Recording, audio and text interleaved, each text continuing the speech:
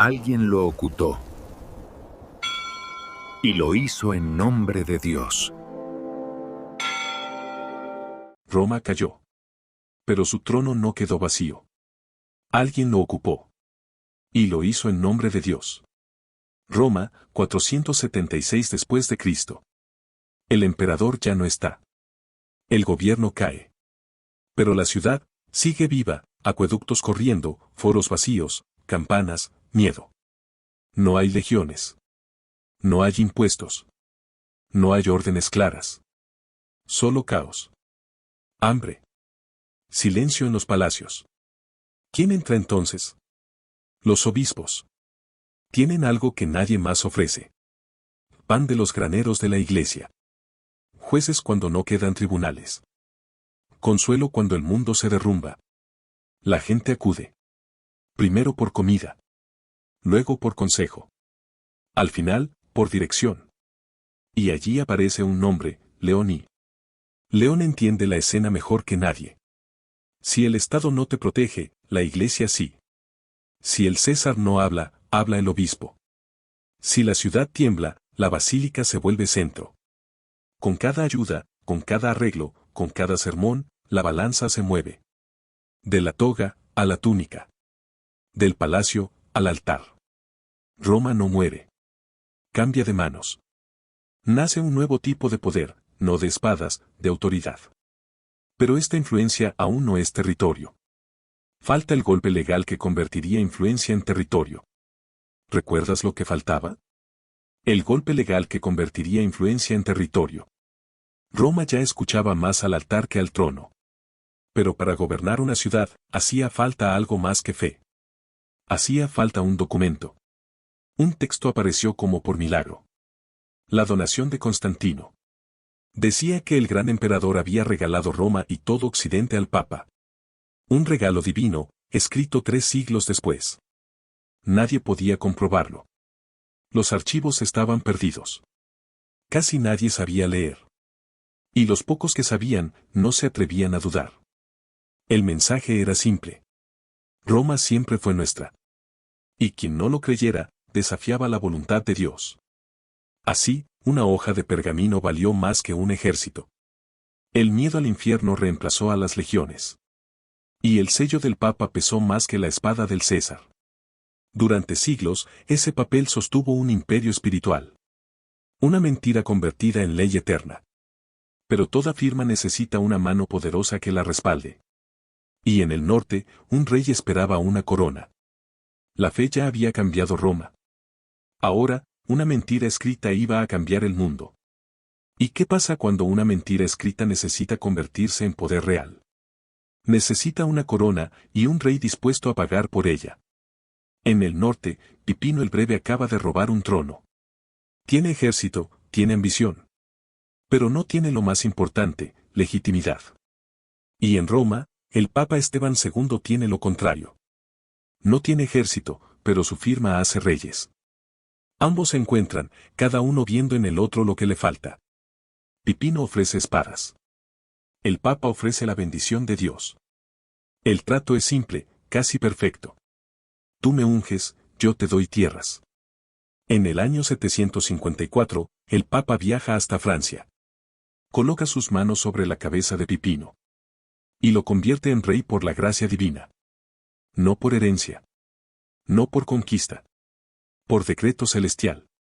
Pipino cumple su parte. Cruza los Alpes, derrota a los lombardos. Y entrega al Papa un territorio entero. Por primera vez, la Iglesia no solo guía almas. Posee tierra. Así nacen los estados pontificios. Y con ellos, un nuevo tipo de poder. La fe, convertida en frontera. Años después, su hijo Carlomagno se arrodilla en Roma. Es Navidad del año 800. El Papa León III se acerca por detrás. Coloca una corona sobre su cabeza. Y declara, Carlos Augusto, emperador de los romanos. El mundo aplaude. Carlomagno sonríe, y en ese instante, el Papa gana algo aún mayor. Porque si puede coronar a un emperador, también puede quitarle la corona. Y cuando bendices coronas, también cobras peajes. ¿Y qué pasa cuando el poder deja de ser un milagro y se convierte en negocio? La iglesia ya no solo tenía tierras, ahora tenía clientes. Y lo que vendía no era trigo, ni vino, ni oro. Era algo que nadie podía medir. La salvación del alma. No vendían cosas, vendían salvación. El sistema era perfecto. Cada campesino debía pagar el diezmo. El 10% de todo lo que producía. No pagar era pecado mortal. Los nobles moribundos donaban castillos y campos enteros para asegurar su entrada al cielo. Y cuando el pecado era grande, aparecía la joya del sistema, las indulgencias. Pagabas una cantidad. Y la iglesia te prometía perdón. A veces por tus faltas. A veces por las de tus padres. Incluso por pecados que todavía no habías cometido. El dinero llenaba los cofres del Vaticano. Las catedrales crecían. Los palacios brillaban. Y el cielo se volvía un artículo de lujo. Pero en algún lugar de Alemania, un monje observaba con rabia este espectáculo. Su nombre era Martín Lutero. Y sus palabras prenderían fuego a todo el continente. Porque cuando el perdón se vende como mercancía, alguien, tarde o temprano, exige el recibo. Pero el poder terrenal atrae familias y escándalos. ¿Y qué pasa cuando el perdón ya no basta y el poder se vuelve adicción? La iglesia, rica como nunca, empezó a oler a oro más que a incienso. Las oraciones se mezclaban con los negocios. Y los altares con la ambición. Cuando el palacio es botín, el trono se compra. Roma se convirtió en el premio más deseado de Europa. Familias nobles, cardenales e incluso amantes luchaban por un solo asiento, el trono del Papa. Las crónicas lo llaman la pornocracia. Una época donde el Vaticano fue dominio de una sola familia. Intrigas, amantes, hijos ilegítimos. Y papas puestos en el poder por pura sed de control. Siglos después, la historia se repite con nuevos apellidos. Borgia y Medici. Los papas ya no fingían humildad. Organizaban fiestas, compraban cargos. Y bendecían guerras desde los balcones del palacio. El Vaticano se convirtió en corte renacentista. Los Borgia convirtieron la fe en política. Y la política en placer. Alejandro V tenía hijos, ejércitos y enemigos. Y con ellos, gobernaba como un rey más. Pero de esa corrupción, nació también belleza. Los pecados del pueblo pagaban los pinceles de Miguel Ángel. Las bóvedas de Rafael, los templos de Bernini. Cada indulgencia, cada confesión, se transformaba en mármol y oro. El Vaticano brillaba como nunca. Y mientras los fieles rezaban bajo la Capilla Sistina, no sabían que su culpa había pagado el techo más hermoso del mundo. Pero incluso entre el lujo, el sistema comenzaba a crujir. La fe se mantenía. Aunque Roma ya no era su hogar permanente. Y aún así, el sistema resistía, incluso sin estar en Roma. ¿Y qué pasa cuando hasta los que mandan en nombre de Dios se pelean por el trono? Roma se hundía en caos. Guerras, intrigas, familias nobles matándose por controlar al Papa. Y entonces, la Santa Sede tomó una decisión impensable: huir. Si Roma arde, el papado se muda. En 1309, el Papa Clemente V abandona Roma y se instala en Aviñón, Francia. Allí, bajo la sombra del rey francés, construye un nuevo palacio, más grande, más seguro y más dorado. Lejos de Roma, el papado se volvió más eficiente. Más control. Más impuestos. Más poder. Se creó una burocracia perfecta, cartas, bulas, indulgencias. Todo podía venderse por escrito y enviarse por mensajero. Roma podía arder. El dinero seguía llegando. El perdón seguía teniendo precio. Pero el problema del poder es que nunca se comparte sin sangre. Y pronto, el milagro se rompió. En 1378, estalla el gran cisma de Occidente. Dos papas, dos sedes, dos versiones del mismo Dios. Uno en Roma, otro en Aviñón. Cada uno excomulgando al otro. Cada uno convencido de ser el único elegido. Los reinos se dividen. Francia apoya a Aviñón. Italia y Alemania a Roma. Durante casi 40 años. La cristiandad vive una guerra invisible, la guerra por la autoridad divina. Y lo más irónico es que, en un momento, hubo 3 papas al mismo tiempo. 3 hombres que decían ser la voz de Dios. Y se insultaban entre sí como políticos de mercado. Las coronas se rompían, las almas se confundían. Y la pregunta se volvió inevitable. Si pueden existir 3 vicarios a la vez, ¿de dónde viene la autoridad? ¿Y qué pasa cuando el mundo deja de creer en milagros y empieza a creer en pólvora? Europa ha cambiado. Ya no manda la cruz, manda el cañón. Los ejércitos reemplazan a las procesiones. Y los tronos tiemblan ante una nueva palabra, revolución. Un imperio moderno no cree en milagros, cree en cañones. El siglo XVIII llega con fuego. Los reyes caen uno tras otro. Y los pueblos comienzan a decidir por sí mismos. Entre todos esos hombres nuevos, aparece uno, Napoleón Bonaparte. El general francés no cree en santos ni en profetas. Solo en estrategia. Y cuando conquista Italia, ve al Papa como lo que realmente es. Un monarca más, aferrado a tierras antiguas. Pío VI intenta negociar, ofrece oro, arte, tratados. Napoleón acepta todo, menos una cosa, la obediencia. En 1798, sus tropas marchan sobre Roma. El Papa es arrestado y llevado prisionero a Francia. Muere en el exilio, lejos del altar donde un día bendijo reyes. Europa celebra. El poder del Papa ha terminado. Pero el Vaticano siempre ha sabido esperar. Tras la caída de Napoleón, el Congreso de Viena devuelve los estados pontificios. Una jugada política disfrazada de piedad. Los reyes prefieren un papa débil a un pueblo libre. Aún así, el tiempo ya no está de su lado. El siglo XIX trae una nueva fe, la nación. Italia quiere unirse, y Roma es el último obstáculo. En 1870, el ejército de Víctor Manuel II rodea la ciudad. Los cañones apuntan al Vaticano. Las murallas tiemblan. Y por primera vez en 1000 años, el Papa no tiene ejército.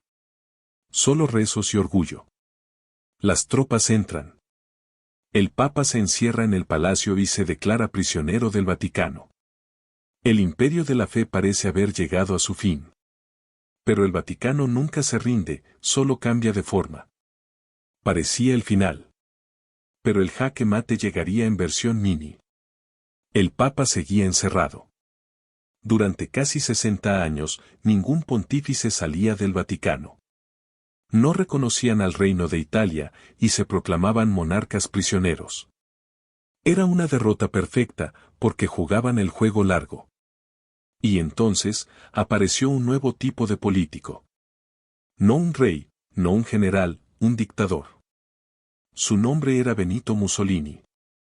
Perder hectáreas. Ganar inmunidad. Mussolini necesitaba legitimidad. El Papa necesitaba volver al mapa. Y así, en 1929, ambos firman el trato que cambiaría la historia moderna. Los pactos de Letrán.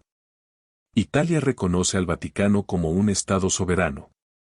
Pequeño como un barrio. Pero inmortal en poder. 44 hectáreas. Una basílica, un palacio, un muro. Y detrás de ellos, una nueva nación. A cambio, el Papa renuncia oficialmente a los antiguos estados pontificios. Pero lo que recibe, vale mucho más. 750 millones de liras en efectivo. 1000 millones en bonos. Y algo más poderoso que el oro, inmunidad legal. El Vaticano se convierte en el país más pequeño del mundo. Pero también en el más intocable. Dentro de esos muros. Ninguna policía puede entrar. Ningún juez puede juzgar. Ningún gobierno puede exigir cuentas. Y con ese dinero, nace un nuevo imperio. El Banco del Vaticano. Una institución sin fronteras. Protegida por leyes que nadie fuera de Roma puede tocar. Menos territorio. Más poder. Menos tierra. Más control. Lo que parecía el final de la Iglesia como reino, era en realidad su reinicio. Porque cuando tienes la ley de tu lado, ya no necesitas ejércitos para conquistar el mundo. Con la ley de su lado, la red se hizo mundial. ¿Y qué pasa cuando un imperio ya no necesita territorio, porque está en todas partes? Después de Letrán, el Vaticano deja de expandirse por la espada. Y comienza a hacerlo por influencia. Sin fronteras, pero en todas partes. No importa si estás en América, Europa o África. En cada país hay una diócesis. Una parroquia. Una escuela. Un hospital. Todos conectados a la misma raíz, Roma. Más de 1.000 millones de fieles. Millones de alumnos, miles de sacerdotes. Una red tan extensa que ningún gobierno del mundo puede igualarla. Y detrás de esa imagen de fe, una maquinaria perfectamente organizada. Cada donación, cada óbolo, cada misa tiene un destino. Cuentas, propiedades, inversiones. El Vaticano compra edificios, tierras, acciones. Pero casi nadie sabe cuánto posee realmente. Las finanzas se manejan en silencio. Amparadas por la soberanía que lo protege de auditorías externas. A veces, la verdad sale a la luz. Escándalos financieros, compras millonarias. Banqueros colgados bajo puentes. Millones desaparecidos entre cuentas secretas. Y aún así, nada cambia. Los tratados, la inmunidad, el respeto diplomático. Todo lo mantiene en pie. Porque su poder ya no está en los mapas. Está en las mentes y en los corazones. Un papa puede hablar y mover naciones. Puede opinar sobre leyes, conflictos o guerras. Y el mundo lo escucha. Es una red invisible, espiritual y política al mismo tiempo. Una organización que viaja sin pasaporte. Influye sin ejército. Y cobra sin impuestos. Un imperio sin fronteras. Pero en todas partes.